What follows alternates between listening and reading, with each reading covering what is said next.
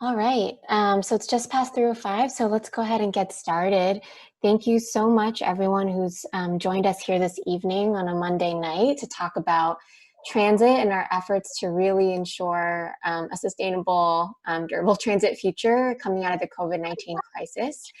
Um, I'm going to go ahead and start sharing some slides with you all, just as a brief reminder. Please, we ask that you please do keep yourself on mute during the panel presentations. There will be plenty of time at the end for questions and answer. And so we definitely hope that you engage actively in the chat. Definitely share your thoughts and questions with our panel. And I'm excited to kick us off for the evening. So let me go ahead and begin by sharing my screen and we can go from there.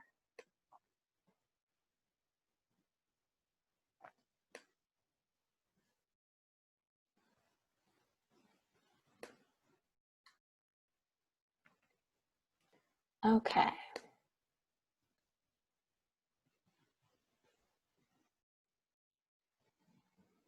All right, everyone. So the title for this evening's workshop is Fighting for Transit in the COVID Era, Strategies and Lessons Learned. So we're really appreciative to Transport Hartford, Connecticut and others for including us in the Northeast Multimodal Transit Summit this year. We have so much to learn from what's come out of really fighting to keep transit running during these unprecedented times. And so I'm excited to have you all hear from our panelists today. And with that, I'm going to go ahead and walk us through the agenda really briefly. So we're going to start off with some presentations. You're going to hear from each of the speakers that we have today. We're going to start off by talking just about how COVID has impacted our transit systems and just give you a little nuts and bolts about campaign development in the context of transportation. We're going to have a brief presentation on the Save Transit campaign. So, what was the goal of this campaign and what was its origin story and, what can we learn? We're going to hear also about specific rider engagement tactics and strategies that have been used during this time to engage transit riders towards these ends. And then we're going to also talk about what have been some legislative wins and strategies during this time. We're going to then sort of transition to a panel discussion followed by a Q&A, so questions straight from you to our speakers today. And then we're going to close out with some opportunities to take action and get involved and stay updated. All right, so we have 4 speakers today. I'm going to do really brief introductions of our speakers. First, we have Felicia Park-Rogers. She's the director of the Regional Infrastructure Projects at Tri-State Transportation Campaign. Felicia focuses on federal outreach as well as large-scale infrastructure projects. So that includes the Cross Harbor Freight Tunnel and Amtrak's Gateway program, as well as the New York Penn Station. She also spearheaded Tri-State Transportation Campaign's groundbreaking report, Back on Board. And so maybe, Felicia, you could drop that in the chat for folks to review. And then she was also formerly Senior Field Deputy to the Supervisor Sheila Quell of Los Angeles and Executive Director of Collage. We also have Stephanie Burgos Veras with us here today, who is a bilingual public speaker, community organizer, and experienced communications and public policy advocate. She is a native New Yorker and has relied on public transit her entire life. So as the organizing manager with New York Riders Alliance, she has helped organize subway and bus riders and holding elected officials accountable for better public transit. And so she includes theater organizing, creative storytelling, and fun skits to her organizing work, which she'll talk about later today, and helping communicate the benefits of transit policy to everyday riders, media, and elected officials. We also have Scott Goldstein here with us. Scott is the Policy Director for Transportation for America. Prior to joining Transportation for America, Scott worked as the Congressional Relations Officer for the Washington Metropolitan Area Transit Authority, WMATA. Before WMATA, Scott served as Legislative Director for Congressman Henry Hank Johnson in Georgia, where he managed the legislative team, and he focuses on transportation, health, foreign affairs, and energy policy. So And with that, I'll just briefly introduce myself. My name is Nicole Wong. I'm a campaign manager with Green for All Dream Corps. I'm a lifelong transit rider, and I'm based in Oakland, California. I lead our team's Fuel Change campaign, which aims to bring safe, accessible, low carbon, and zero emission transportation and mobility options to underserved areas. And I also helped co-author the report Securing Safe Transit, which I'll talk about a little bit later. Before coming to Green for All, I worked on voting rights issues specifically. And so with that, I'm going to go ahead and kick us off with an overview of how our transit systems have been impacted during the COVID era. And then just, a couple really high-level points about campaigns, because we're going to talk a lot about transit campaigns during this call. So just want to kick us off with a little bit of discussion about the strategy behind that. So before I begin, I want to just share with you all about the organization that I'm with. So I work with Green for All, which is the oldest program of the national social justice nonprofit Dream Corps. So Green for All works at the intersection of environmental, economic, and racial justice movements. We specifically work to advance policy and strategic communications to advance solutions that address both poverty and pollution. And I work on this front specifically as it relates to transportation. So, let's start off by talking about how our transit systems have fared during the COVID-19 crisis. As you can see by some of these news headlines, there has been a lot of reason for concern and alarm. During this time, at the beginning of the pandemic, ridership numbers really plummeted. And so many transportation systems across the country saw ridership levels that had dropped by around 90% or more. Some of those numbers have started to come and creep back up slowly. So for instance, the Bay Area Rapid Transit System is at around 87% below their baseline the previous year. New York MTA is at around 69%. So some places we're starting to see transit creep back up. But with a loss in ridership, what we've also observed is this really, really huge impact to transit agency budgets.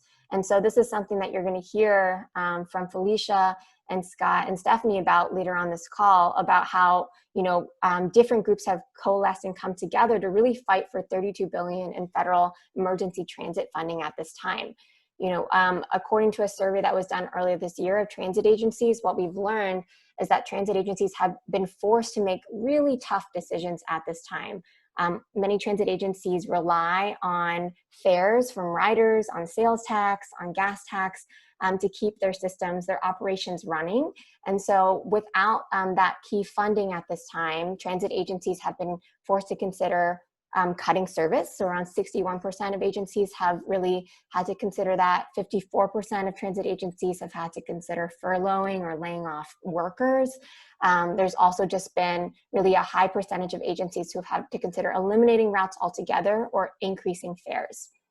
And so amidst all of that, we also know that transit has continued to be essential for certain segments of the population, specifically essential workers, specifically people of color and low-income transit-dependent communities. And so, transit continues to be this lifeline service to get people to where they need to go, including healthcare, the grocery store, and work, and essential work. And so we're going to talk about how transit workers and riders have really been involved in advocating for needed funding to keep these systems moving during this time.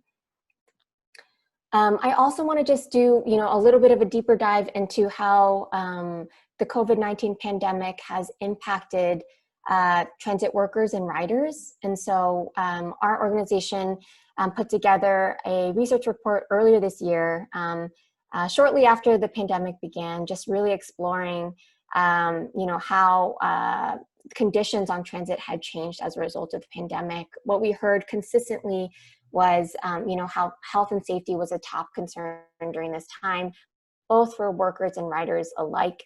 We heard stories of, seniors walking miles with groceries, wanting to avoid public transit. We heard about sort of standing room buses continuing to be a concern even during this time.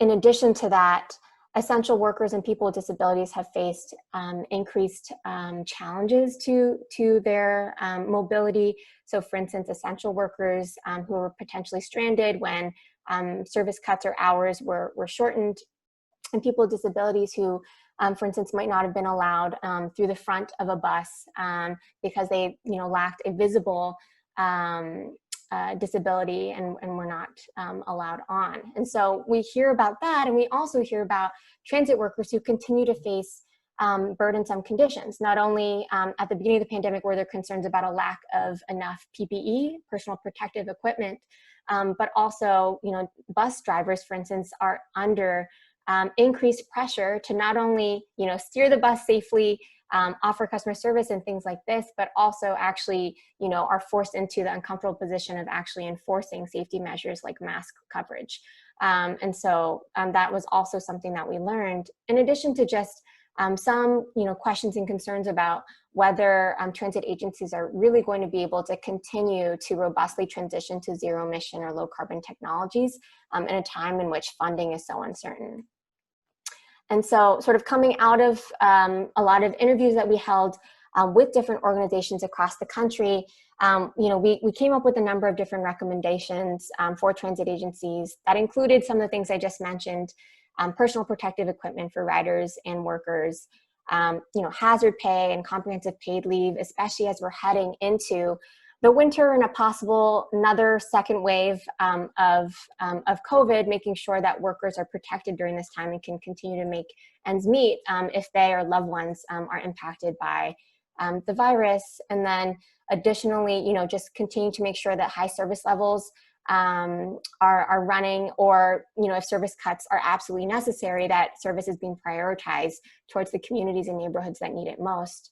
And additionally, we just continue to hear about the importance of really strong communication with riders and workers alike about changing protocols with health and safety and also service cuts.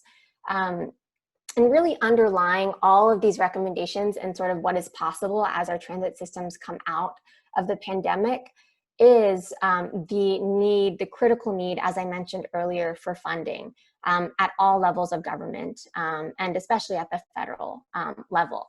And so something that I do want to mention and plug really quick is the Transportation and Climate Initiative, which is a collaboration that is between 11 different governors and the mayor of DC in the Northeast and Mid-Atlantic.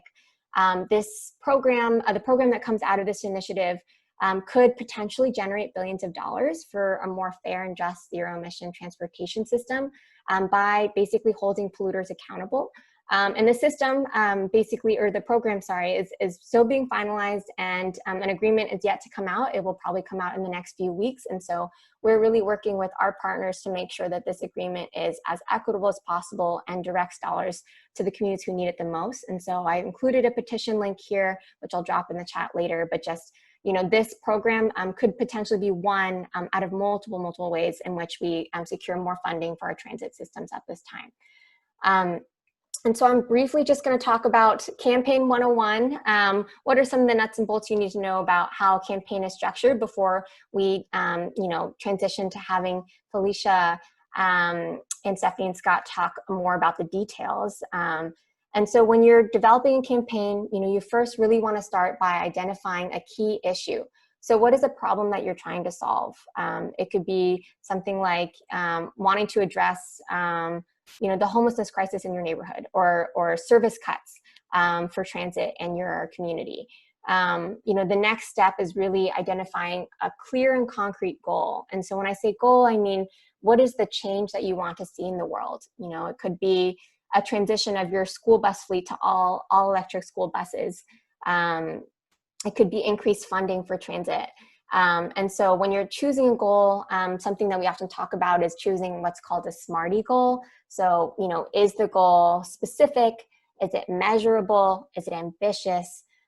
Is it realistic, time-bound, inclusive, and equitable?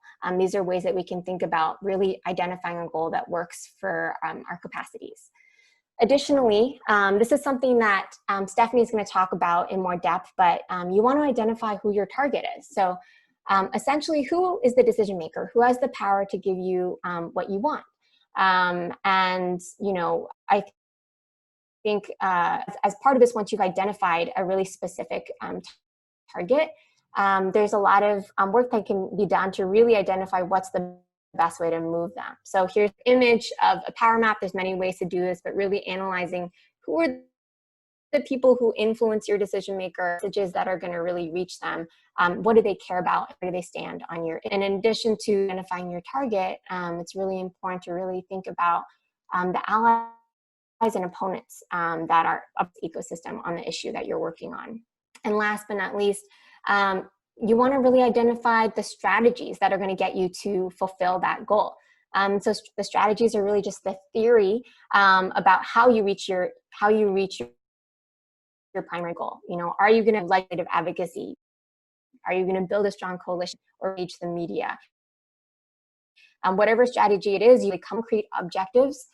So specific tactics you'll want to use. For instance, here's a picture of our Moms Mobilize campaign and a really successful press conference and rally that happened. And so you'll want to think through all these different pieces of the campaign with everyone on your team and your allies close at hand. So I'm going to stop there, and then we're going to go ahead and pass to Felicia to talk about the Save Transit campaign and what some of the things that have come out of this. Great. Thank you so much, Nicole. Thank you to everybody for taking time out of your evening to join us for this. And please do feel free to drop questions in the chat as they occur to you, and we'll do our best to come back to them and leave time for questions at the end of our presentations. We can go to the next slide, Nicole. Tri-State Transportation Campaign, the 3 states that we work in are New York, Jersey, and Connecticut. And we fight for an equitable, safe, modal transportation network that provides options and supports for the economies of New York, New Jersey, and Connecticut. And the Tri-State Transportation Campaign has 4 main priorities as we go about that work: fixing our commutes, meeting our climate goals, stopping traffic deaths, and making transportation fair. Okay, next slide, please. So Nicole talked about some of the key ways that COVID-19 affected transit, ridership, revenue, fear of transmission or top at the list. And basically what happened as the crisis kind of snowballed and avalanched over all of us was that we realized that we were facing an existential crisis for public transit, that our budget, the ridership fell, which meant that the revenue fell. The fear of transmission is very consuming, and only a very small number of people who absolutely had to ride public transit were, and basically, as Nicole laid out in her numbers, still are. Most of our transit systems regionally and nationally are far below their typical numbers, which and additionally, revenue has taken a hit in tolls and in taxes. So our transit agencies, which rely mostly on fares, taxes, and tolls, are struggling. And for most of the transit agencies, they are operating on a month-to-month basis, essentially, and don't have money in the bank. So this was an immediate existential crisis. And we had to acknowledge that if we didn't face it head on and immediately and with everything that we had, our nation was at risk of losing its transit systems. So we were lucky enough in our region to have a key funder who understood this existential problem and hired an organizer and gathered together with Riders Alliance a group of regional advocates working in transit, in particular to focus on the MTA, which is the nation's largest transit system, and before COVID moves as many as 8 million people a day and has an annual budget of approximately $16 billion, which is tremendously huge. So we started working together immediately. We were initially very successful in our advocacy efforts with the first round of funding to help save transit. in the CARES Act, and we secured, I think, $23 billion to be moved out with very few strings attached, and to go out across the country to transit agencies immediately. That wasn't just us. There were a lot of groups that were involved in that, and probably many of you here. But immediately it was clear that that was going to be a drop in the bucket for the ongoing needs, that this was going to be a long-term situation and not just a few months or even this fiscal year. For example, the MTA is looking at a $12 billion deficit over the next 4 years. Hello, we have a special guest here. And so we continued the day after the CARES Act passed. We just kept going with our work, and the funder that was smart enough to work with us on hiring an organizer also hired an organizer to create a national organization. And if that's something that any of you are interested in, do please put that in the chat and we can help connect you with them. They're continuing to work. And so one of the first things that we did was we started to survey the landscape, including the key decision makers, as Nicole was talking about. Now, we have an issue in our country, which is that we have divided Congress. So we have a majority Democratic leadership in the House of Representatives and a majority Republican in the Senate. And we decided that the best tactic to take right away, oh, can you go to the next slide, Nicole, would be to, oh, I guess I should have had that one up. We started, our campaign goal started to coalesce, and we started to engage with the press and the public immediately on the CARES Act. Okay, next slide. So what we decided to do was that we needed to focus on our allies, and our allies are Democratic leaders. You'll see some faces here that you all likely recognize, and we wanted to work with them to bleed on the floor for transit. So in other words, it wasn't going to be enough for them to say, sure, I support this public transit funding in the midst of, you know, everything else that is falling apart under the pandemic, but to really prioritize and to push them to say, we know you're an ally, but you can't leave the negotiating table without funds for transit, which is the lifeblood of our nation's economy and is the way for so many essential workers, low-income people, and people in communities of color to be connected to work, to medical care, to their families, to have mobility. So we developed a bunch of tactics, and Stephanie is going to talk about some of the very specific ones and some of our successful campaigns. But we really developed a message which became morphed into, over time, #SaveTransit. And we worked on a number of key talking points that we all agreed we would just continue to reinforce over and over and over, through op-eds, through letters to the editor, through letters to our House members and our senators, in the press, in every way that we could, and with the public and with riders. And we engaged riders regionally and also with our national coalition nationally to be involved on these issues. And we really did a lot of work. A lot of us work from time to time with our elected officials, but are focused on our local advocacy needs. And this coalition, we just spent months and months and months cultivating and strengthening our relationships with the legislative aides who work in transportation, or the chief of staff, or whoever was our best contact, with Senator Schumer's office, Senator Booker's office, Senator Murphy, Blumenthal, Menendez, and Gillibrand, and also the key House leadership, Nancy Pelosi, who's not based in our tri-state region, but obviously conveys the priorities of the House in her negotiating.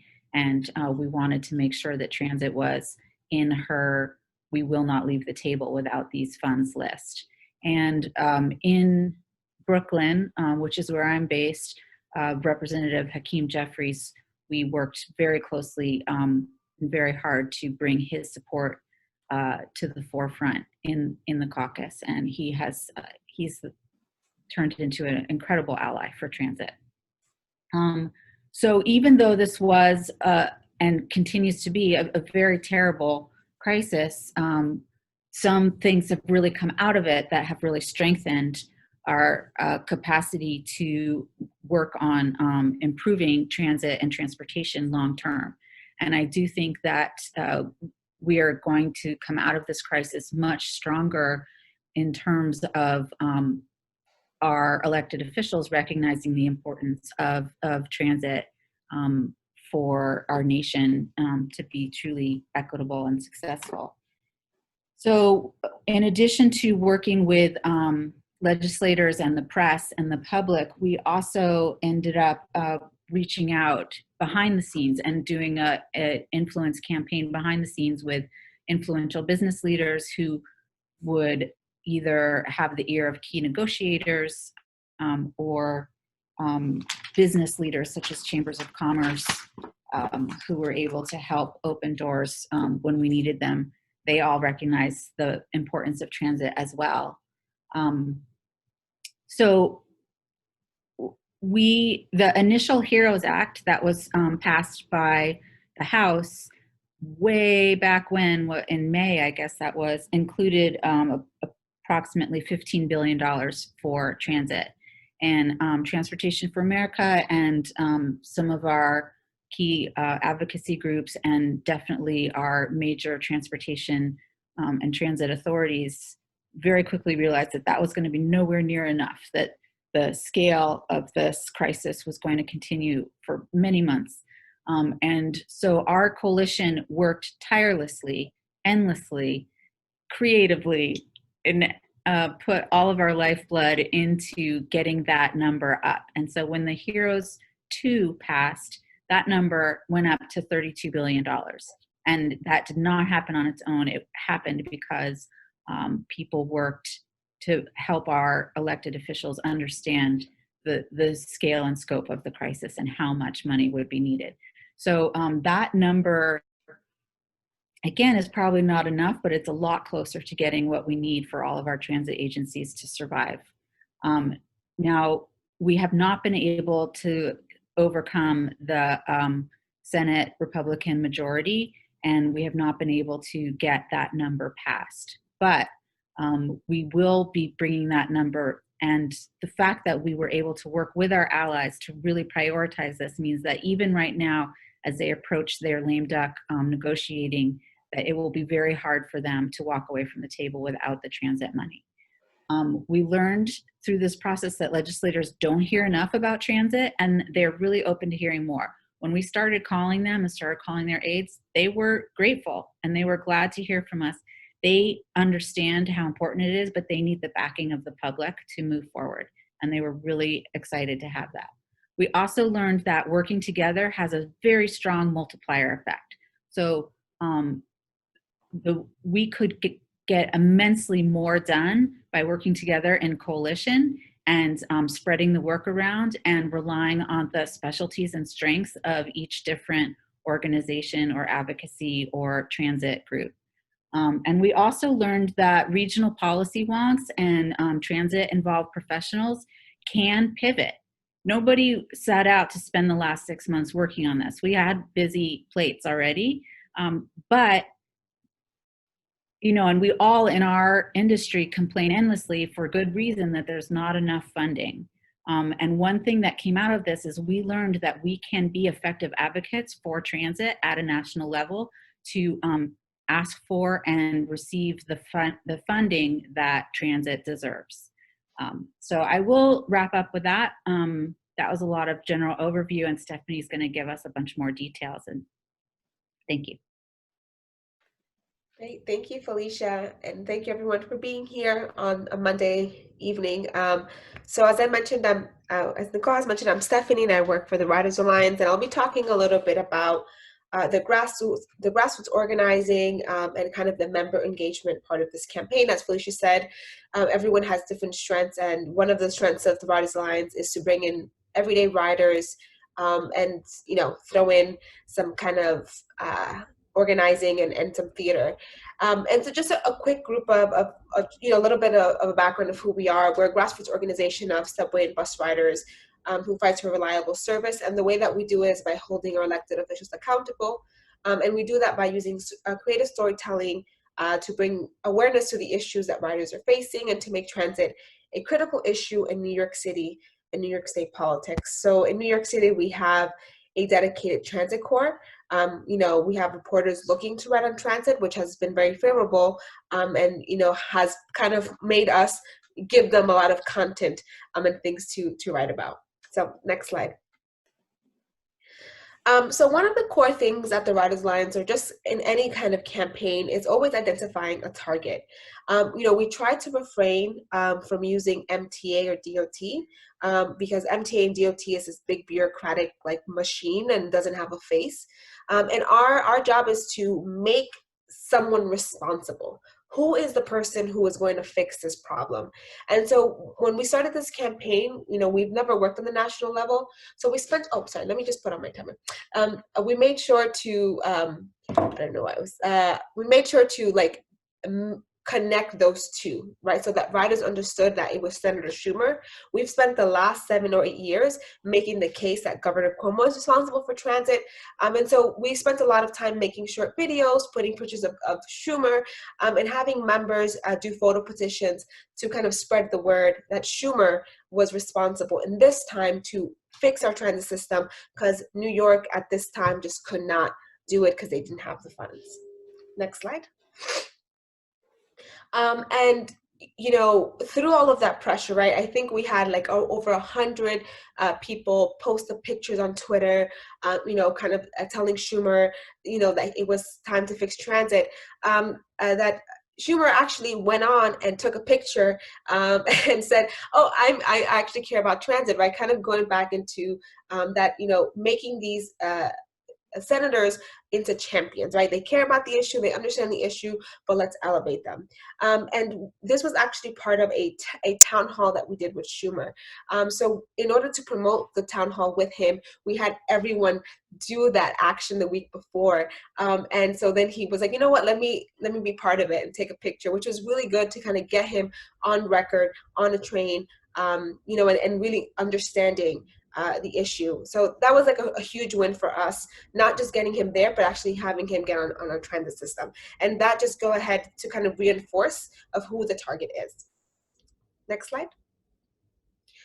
And so a lot of our, our work is a lot of theatrics. And so we really try to push the extreme and really try to think about the everyday rider who's not, reading transit politics or reading City and State or Politico. How do we explain to them what this is going to mean to them, right? This part of organizing is the personal effect, right? And so we put out this map of when we removed different kinds of subways, to be like, this is what it could look like, and sharing photos of wait times of 45 minutes.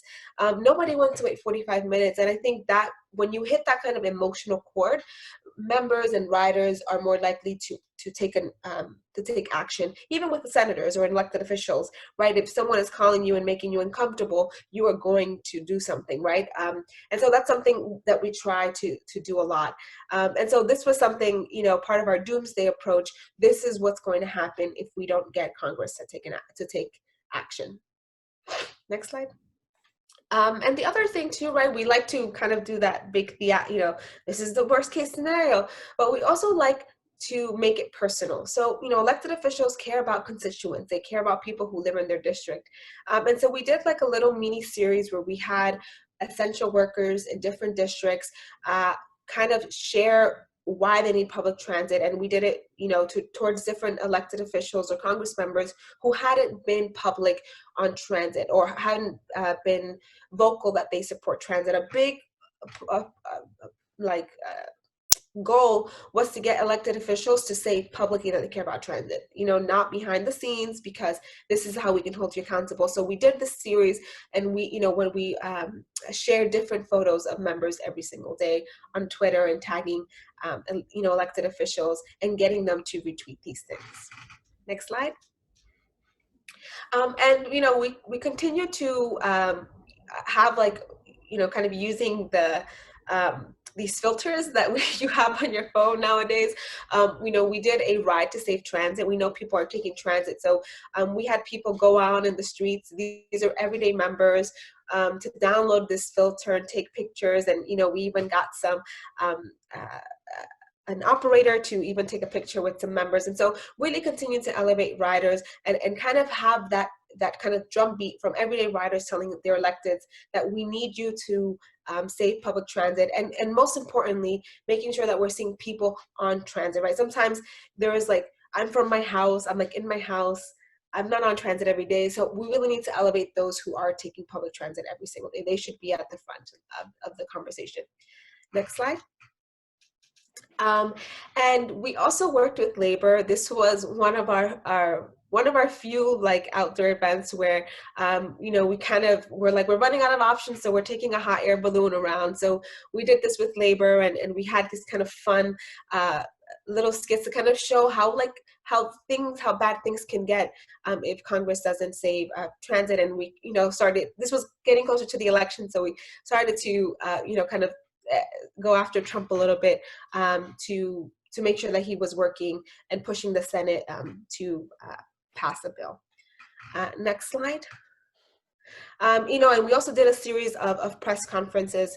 So the MTA, has a lot of different branches. The Riders Alliance actually just works on buses and subways, but for this campaign, we actually started to expand into the rail networks, and going out to, these locations that are very far, at the tip of the system, to kind of do some press conferences, and then this time just kind of also having maps of what the new schedule would look like with these cuts that were being proposed by the MTA.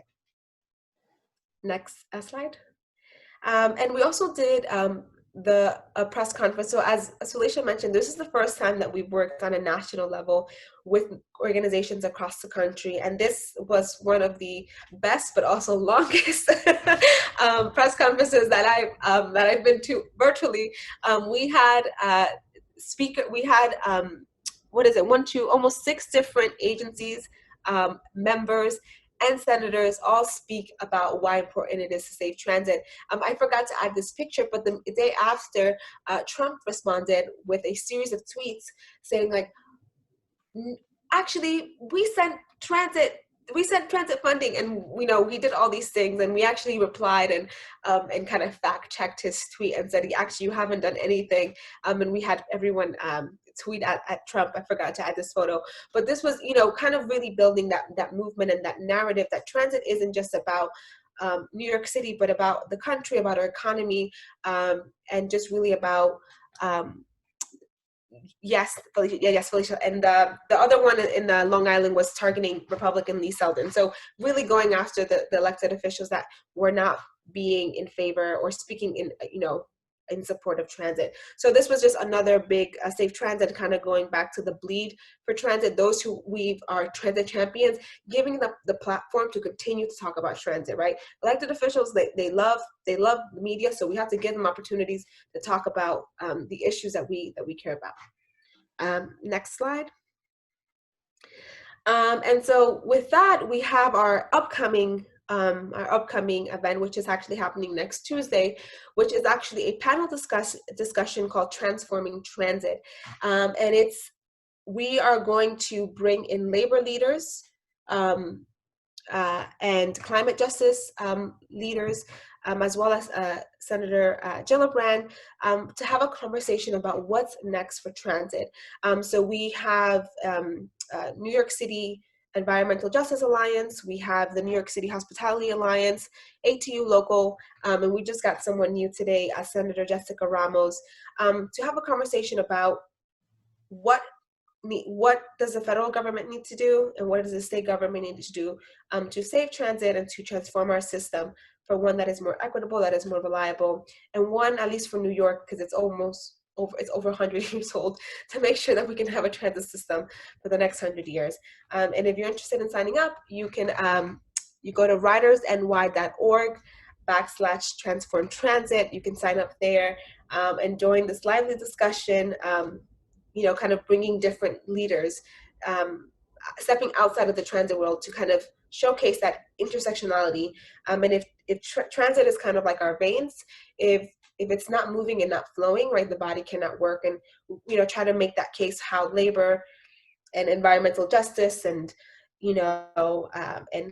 hospitality and small businesses can all come together. And so we hope that you can join us in this upcoming event.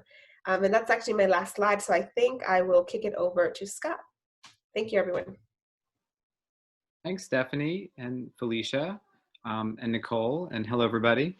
The good thing about going last is the event's almost over, but the tough thing about going last is you have to follow two great speakers. So bear with me, I'll try to do my best to fill some very big shoes. So I'm gonna talk about legislative advocacy and I guess quickly go over who we are. My organization is Transportation for America. I'm the policy director. My daughter is threatening to join us again, so you may see her. We're a nonprofit alliance of elected business and civic leaders from people around the country. We support moving people safely and affordably to jobs and services by multiple means of travel with minimal impact to communities and the environment. And we do this through advocacy, technical assistance, research, and analysis. So I do the policy work. We do advocacy all over the country. We do technical assistance. And so everything we do in the policy level is informed by that advocacy and technical assistance and the opinions of little ones like this. Next slide, please.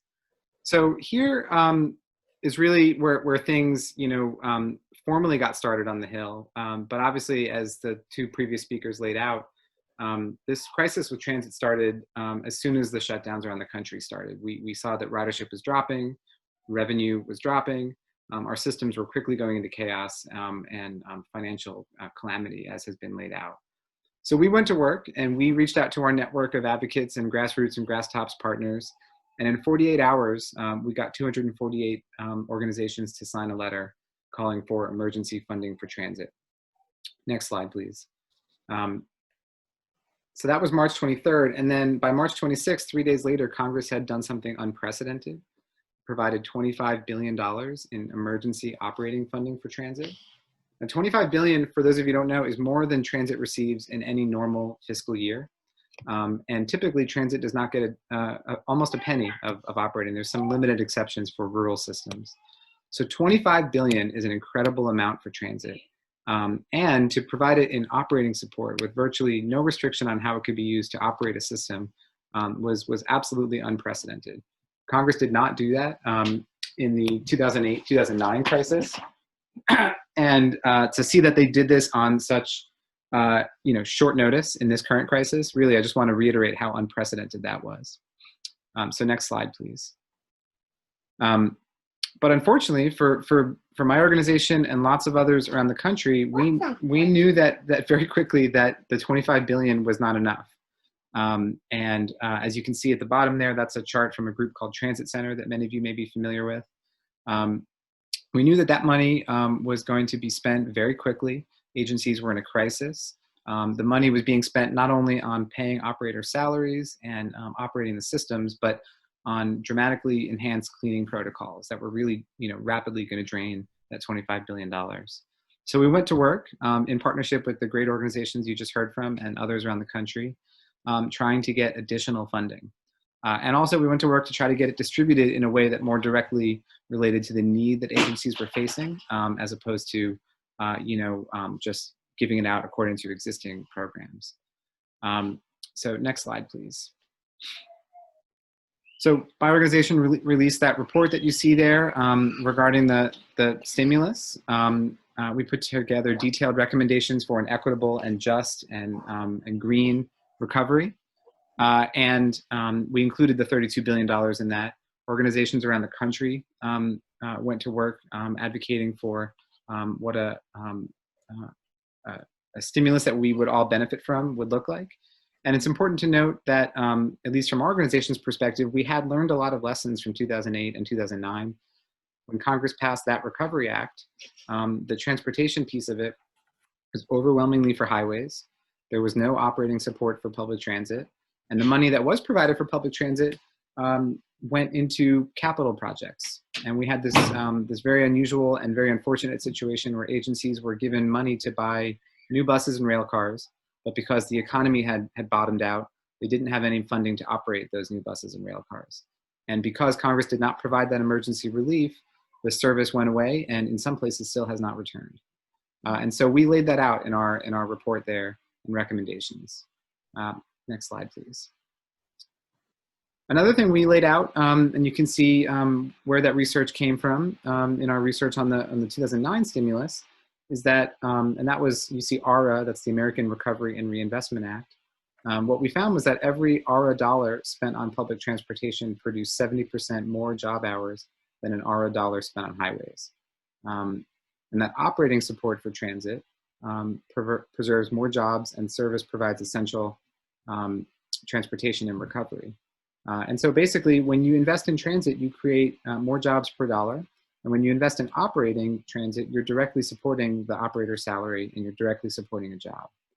Not only that, you're supporting the transportation needs of the community to continue through the crisis and then recover. Next slide, please. And you've heard this from others, so I won't spend a lot of time here, but the advocacy has been very successful. But I don't want to give you the impression that it's over, but I want to let you know that it works and we need to keep fighting. You can see a list here of all of the, actually not all, but just some of the major efforts that we're aware of.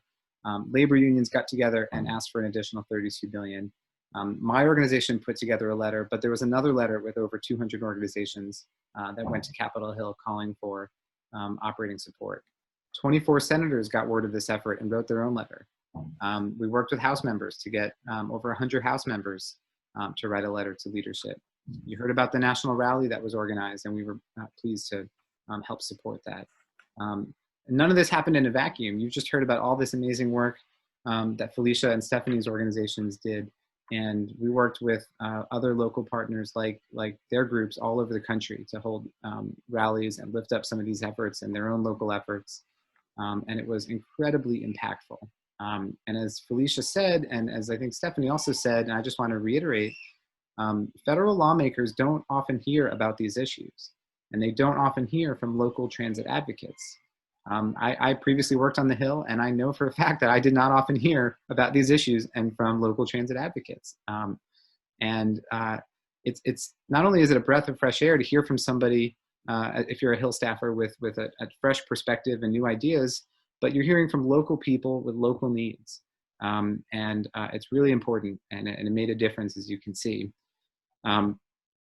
So again, you've heard some of these strategies before. I won't reiterate it too much, but I just do want to say that it's really important to continue to both track and publicize the effects of COVID-19, especially when the crisis started. But throughout this crisis, we've heard from reporters that they are calling people in local communities. They want to know what's happening. How is your system able to provide service? Are you able to provide service? Will there be layoffs? Things like that. And there were not people on the ground ready to tell that story. And so reporters will call us and say, we can't get the word out. We know this is a problem, but nobody will talk. So to the extent that you can get the word out in your local media with reporters anywhere in the country, it remains critically important. And related to that, engage your elected officials, engage your local advocates, partners, and riders. You've already heard the other speakers talk about ways to partner with different folks locally. This is a whole of community effort. It's not just the transit rider, but it's all the different local communities that are comprised of transit riders. There's business community, there's faith communities, there's environmental advocate communities, disability communities, and on and on. Lots of people from different groups care about transit, rely on transit, and it's important to engage as widely and as broadly as you can in this moment and then going forward. Next slide, please. So just to reiterate a bit of what you heard, I think Felicia mentioned, the Senate released a proposal towards the end of this year. They called it the HEALS Act. It did not have a penny for transit or, frankly, for passenger rail. But just by contrast, there was $10 billion in emergency support for airports. In the House, you've had two bills. In May, you had the first version of the HEROES Act. I know Felicia mentioned there was $15 billion in there for transit. We knew at the time that was not enough. It was less than half of the $32 billion that the community was asking for. So, as Felicia said, folks went to work. Many of those letters and efforts that you heard about were after May and really aggressively targeted on fighting for the full $32 billion. And so in October, when a second version, also called the HEROES Act, was released, the overall amount in the bill was reduced by about $1 trillion.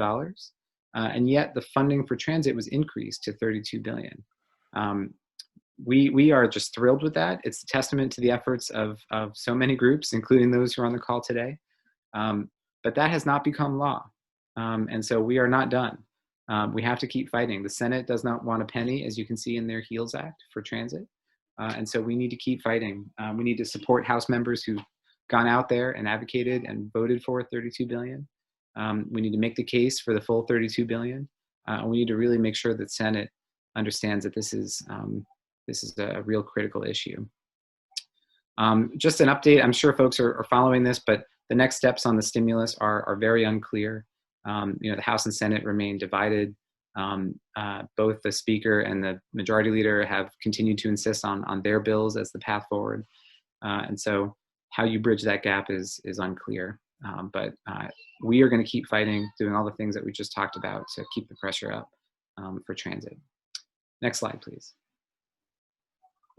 So what can you do? You've already heard a bunch of things. And so, I want to echo everything you've heard. But I just want to reiterate that you can continue to send messages to your congressional delegation. I'm going to put in the chat a link to our action page where you can send an email directly to your Congress member. We've got a script. You can do that. As you heard, the hashtag #SaveTransit has really been catching on. You can tag your member of Congress with that hashtag. You can use the social media toolkit, which I can put in the chat in a minute, in support of that with different images. It's really very, very important. Next slide, please. There's a lot of ways that we can support transit. We've been talking about $32 billion in an emergency context, in a stimulus context, and we absolutely have to do that. If we don't do that, the industry may not survive, and it may not be there for us in the future. And so I just want to reiterate how important that is. But there's other ways in which we can show support for transit. As I mentioned, the $25 billion that Congress provided back in March was absolutely unprecedented. That does not happen. Operating support and funding at that level does not happen. But there's no law of the universe that says that Congress cannot support transit. And Congress showed that that is true. They went ahead and they did it. So we need to build on that. We need to get the $32 billion in the emergency, but we need to invest in transit as if it mattered ongoing after the emergency is over. So there's a process. It's usually every 5 years. It's called the Surface Transportation Authorization Process. Congress writes a law that sets 5 years of transportation policy for highways, transit, passenger rail. That's happening now. The current law expires September of 2021, and we need Congress to pass a law that boosts funding for transit, that has policy there that not only boosts the funding, but invests the funding in better and more reliable transit in our communities. And one of the most important things we can do is provide funding for transit that's equal to roads. Folks may not know, but today and since 1982, approximately 80% of surface transportation money, so that's the money we spent outside of airports essentially, has gone to roadways, and about 20% has gone to transit. And that's because of a political agreement to give 1/5 of a gas tax increase in 1982 to transit. So that was an important action in 1982, because before that time, there was no dedicated funding for transit. So creating that 1/5 of the gas tax and dedicating it to transit was a good thing. But ever since then, we've locked in this so-called 80-20 split, where 80% of transportation money goes to roads and 20% for transit. And what that's meant is we have plenty of money to expand and expand and expand our highways some more. but we don't have money to maintain our transit systems, to expand our transit systems, and to make them run reliably for our communities. So we have a petition. There's a link there on the screen where individuals can sign and say that they support funding transit equal to roads. Today, Congressman Chuy Garcia from Illinois began asking his colleagues for support for a resolution that he is offering that calls for transit to be funded at the same level as roads. This would be a dramatic change in how the federal government treats transit, and we just want to reiterate how important that would be.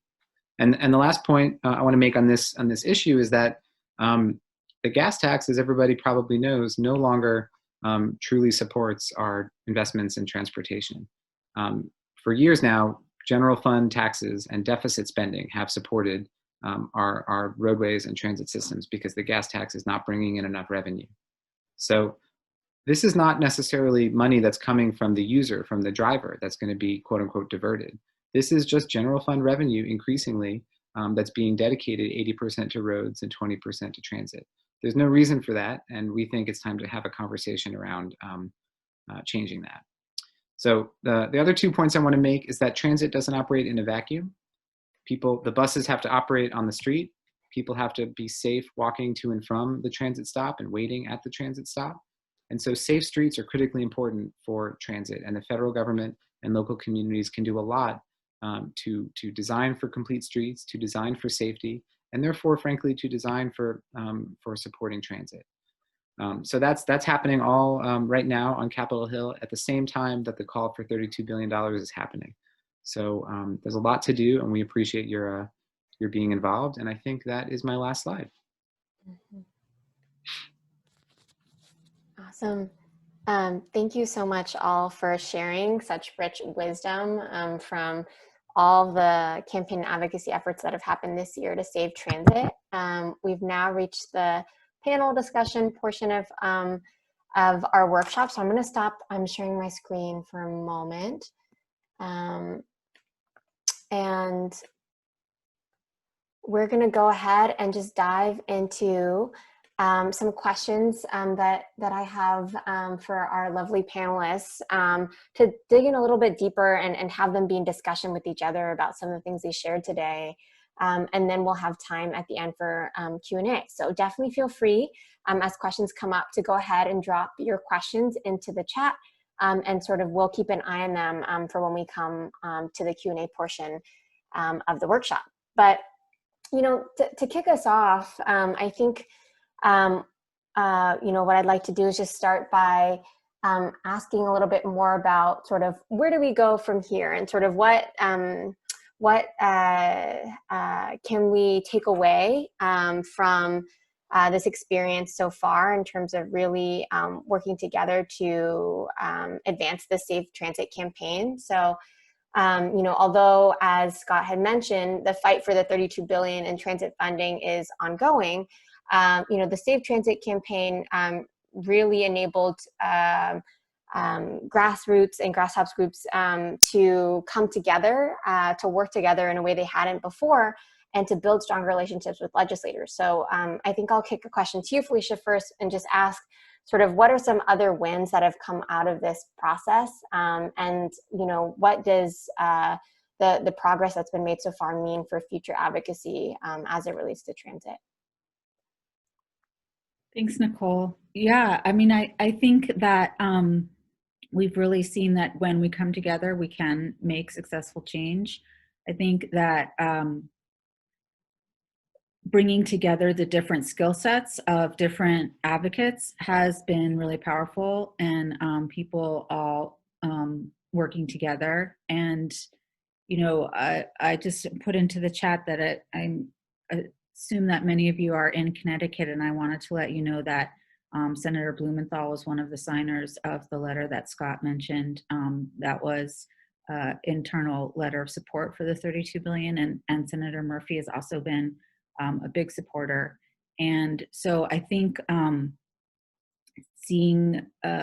helping all of the different advocates sort of do some mapping and looking to see which Congress members are on which committees and where they can lend their voice has been really, you know, a lot of times it can just feel very overwhelming and like this big federal bureaucracy that you don't know how to access. But if you start looking at who's on what committee and where they might have an opportunity to put their voice forward, you can start advancing some of your agenda, even just by making a simple phone call and asking the legislative aide, what has Senator Murphy, done to help promote transit? And I think also one thing that we've learned is that a lot of the reduction in ridership in our region is a reduction of commuter ridership, and people are now working from home. Many people are working from home, but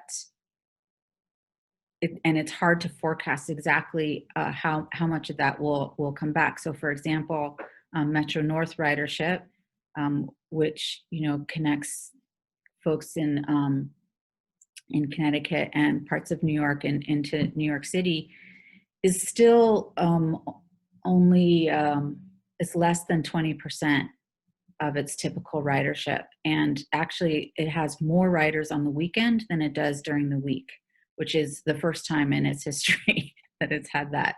So people are riding the rails, but not the people who are riding the rails for work have no other option. And so some people say, well, since the ridership is so low, can't you just reduce service and reduce funding until it comes back and people are in their office? And the answer to that is no, you can't. As Stephanie was saying, these are the veins that keep the whole body of the economy and people's livelihoods moving. And unfortunately, you can't just go from 10 trains to one train. You have to keep running the trains, the buses, and the subways for the people who need them the most. And you also can't risk losing your trained workforce. So labor is really important. And so another thing people say, well, can't we just lay off some people until the ridership resumes? No, you can't. You have to keep your workforce intact. You have to keep them trained. You have to keep the infrastructure running well. So I think one thing that we've seen is that there are some parts of America's systems that can adjust, and a lot of us are doing our jobs from home, and that's working okay. But that doesn't mean that the systems upon which our society relies can just be allowed to fall apart and just to go over a cliff. If that makes sense.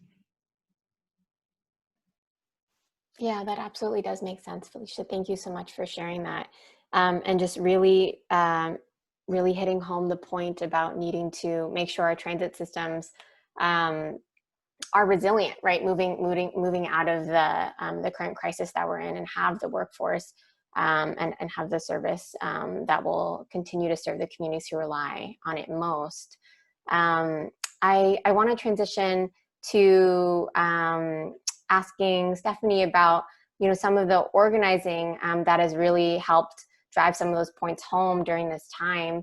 As you all know, we're in this virtual, many of us anyway are in a virtual reality right now. Sort of advocacy is not looks different this year than it has in years past, I guess, both at the legislative level and also just for direct organizing and events and creative storytelling. So I'd be curious to hear more from you, Stephanie, about how COVID in this current moment and the transit funding crisis has really pushed transit organizing to become more innovative.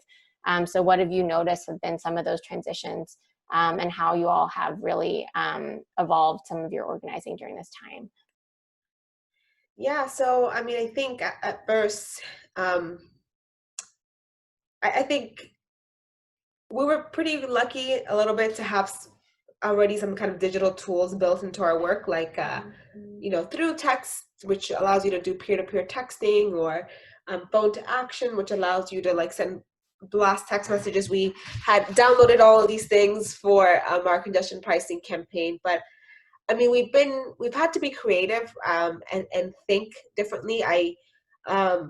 People's shorts, they're attention span is much shorter in a digital world. And so we as organizers who are creating meetings or creating of events have to think about doing something different all the time. And in our meetings, I listen to this great podcast. In virtual meetings, you have to change it up every 10 minutes. Like you have to include a video, or you have to have a speaker, or you have to, so it has really forced us to be more intentional about the information we're sharing with people, and how to keep people engaged. So that's something that as organizers we've had to think about. And we thankfully we've been able to pivot, but we have also realized that we've lost a lot of our older members, right? A lot of our seniors who used to come to our meetings, they don't always feel as comfortable online or on Zoom, or sometimes they don't have the capacity to be on Zoom. Like sometimes I'm on Zoom for there are times I'm on Zoom for 7 hours, and some people just don't have the ability to. We do realize that we've lost that kind of just a kind of group of members that we used to have before. And so that's something that we're working on. And in terms of organizing, I think this is the one thing we haven't quite figured out, is just recruitment. How do you recruit riders if you're not on the street canvassing? Our strategy has always to be on at the bus or the subway recruitment with a pen and paper. And so that's something that we haven't quite figured out yet. And I'm still trying to figure out what digital canvassing looks like. And I'm much here. Oh, okay. So yeah, so I think for organizing, there are a lot of more tools that allow us to connect with people, through text, phone to action. And I think the one thing too is just for organizing, and I'll wrap it up here, is just doing the basic one-on-one calls. And so that is the principle of organizing, is that you build one-on-one relations. So making sure that we'll take 1 month out of all of our planning to just be this is just check-in month, and just call all of our members, see how they're doing, how can we support you, and so that's so that's how we've been working on the organizing side. Thank you, Stephanie. Yeah, so important to really think about how organizing really functions in this new context, this new world that we're in. And something Stephanie was talking about was really the importance of relationships and continuing to nurture relationships even in sort of this very digital world. I kind of want to pivot to asking Scott a question about relationships on a bit of a larger scale, and specifically as it relates to the relationship between advocacy that's happening at the state and regional level with advocacy that's happening at the federal level. So I'd love to hear from you if you're open to sharing more about, how the Save Transit campaign really illustrated the way that local grassroots groups, state groups, and then federal groups can actually work together really successfully to achieve wins that really support everyone. Yeah, it's a good question. It's something that I think has been at the heart of what my organization does and has done for a while, but there's no question that this Save Transit campaign has really ramped it up and shown that it needs to be something that that we not only focus on, but that frankly should be a lesson for all sorts of other campaigns going forward. There's so many issues that we think of as being local issues, but there's virtually no quote unquote local issue that isn't influenced by the federal government, whether it's the feds providing some of the resources to implement whatever that local issue is, whether it's the feds incentivizing locals to make a certain policy choice. The federal government can really play an important role in facilitating or incentivizing or supporting or opposing what local communities do or are free to do. And so being able to tell the stories of local communities, being able to learn from the experiences of local communities, and being able to share that with the federal government is incredibly important. All of our technical assistance in the pre-COVID time, we would often work in local communities looking at a whole host of issues related to their transportation systems. We would hear about the way that policy at the state and local and federal levels was playing out on the ground. And we would identify things that were happening in communities across the country, in a small place in Arkansas, in Los Angeles, and in Alaska, and you name it. And we'd put our heads together and say, we have a problem here, and what's causing it? Is it states? Is it feds? Is it both? And that would lead us to write a research report. It might lead us to take advocacy action at a certain level of government. And this campaign has really demonstrated how critical that is, to work together with groups on the ground. And one thing I neglected to mention in my presentation, but I should mention now, is that an example of that is that, people think of transit, certainly federal policymakers often think of transit as an urban issue, as a big city issue, as a New York and a Chicago, and I'm in Washington, as a Washington issue. And it's obviously very important for those places. And I am from New York, and so I understand how important it is, and wouldn't discount that for a second. But it is also very important to rural America, to small places. We've done a ton of work as an organization in some very small places all over the country. And in Montana, you may not know it, but they have a lot of really robust rural transit. In North Carolina, they have really robust rural transit. In lots of places, rural transit is critical. Oklahoma has a very vibrant rural transit community. But if we don't lift up those stories and the unique needs of those communities, it not only doesn't provide the full story, but it also doesn't give us the full ammunition to engage. It's a lot harder for the Senate, which is overwhelmingly dominated by rural voters and constituencies, to reject transit if they recognize that this is a rural issue. And just as an example. And so we worked hard to lift that up. We just happen to have those relationships, but it's just an example about how you have to tell that story on the ground. And then last, I mentioned earlier, and I think the other speakers discussed this, but the first version of the HEROES Act was not only insufficient in terms of the amount of money, but also insufficient in terms of how that money was spent. And we learned about that because we heard from local communities, smaller communities, that they were left out, that it was only the biggest communities in the country that were going to get any of that money. Not to say they don't deserve it, but the smaller communities deserved it too. And when they started speaking up, and we're talking about communities as small as Baltimore, which are not very, very small, but they were left out, and then smaller places too left out. And so we need to hear how things are going to play out locally in order to really be informed in our advocacy. So it's a great model, and it's been a good partnership, and I hope it continues. Wow, thank you so much, Scott. I want to pivot from that to ask one final question for our speakers. And while I'm doing that, would welcome folks to drop questions into the chat so we can transition to Q&A shortly. But sort of what Scott was just mentioning made me think of another question, which is really just about the importance not only of transforming how transit gets funded in the years to come, but also really transforming the narrative about transit and its importance in our society. So Scott was just talking about how transit, needs to be really understood as not only just being critical for urban communities, but also rural communities.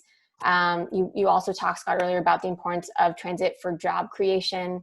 Stephanie was also talking about just thinking about transit as the veins of our country. And so just want to, ask you all, anyone can sort of chime in here.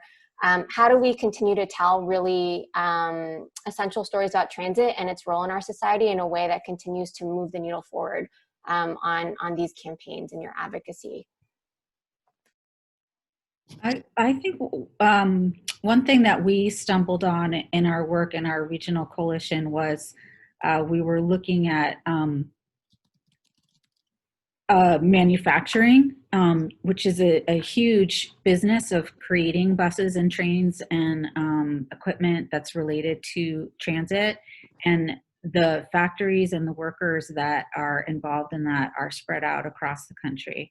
And whether it's, the New Flyer bus company in a manufacturing company in Oklahoma, or all kinds of things. I'm sorry, Alabama.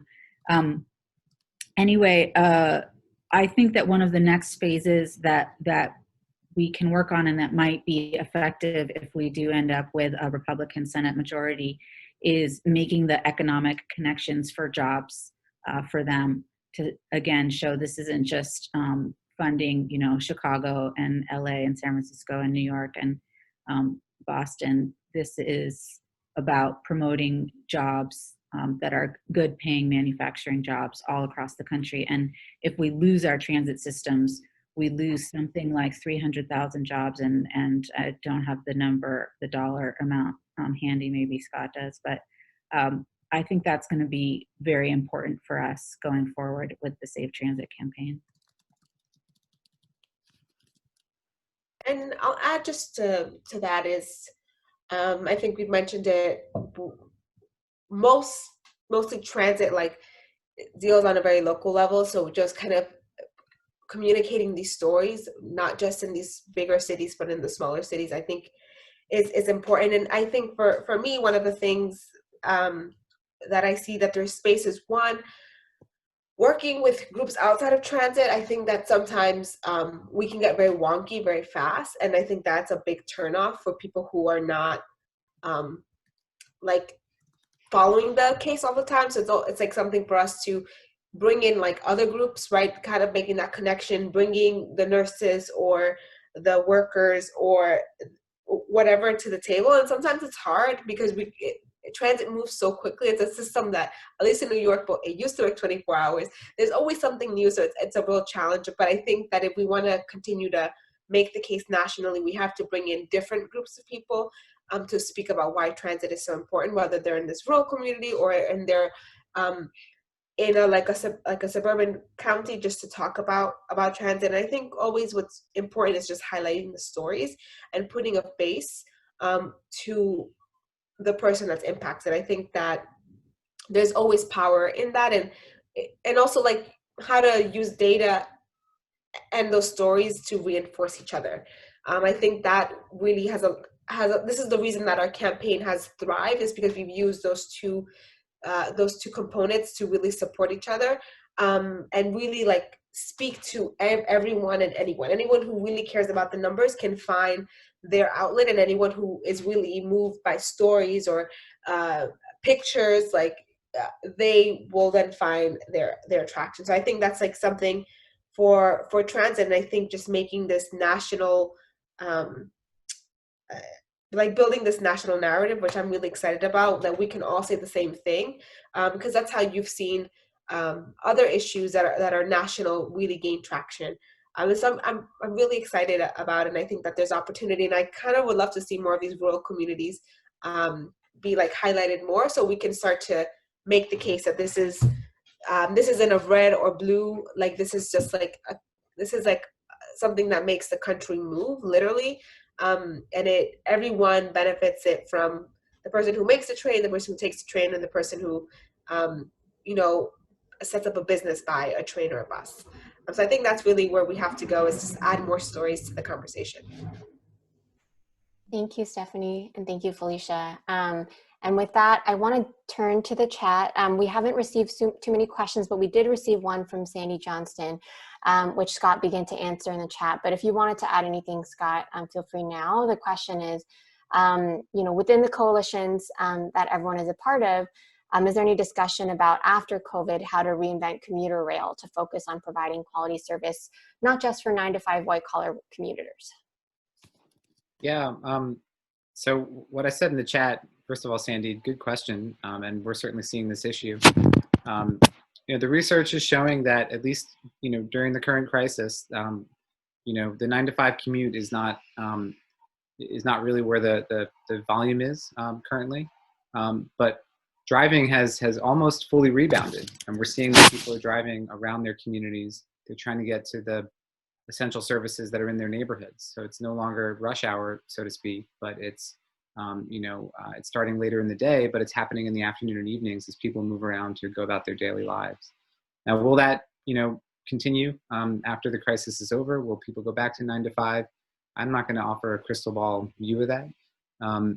But the point I was trying to make in the chat is that we don't have a system right now, whether it's commuter rail, whether it's transit systems, whether it's the ability to safely bike and walk. We don't really have a system that facilitates those inter-neighborhood trips.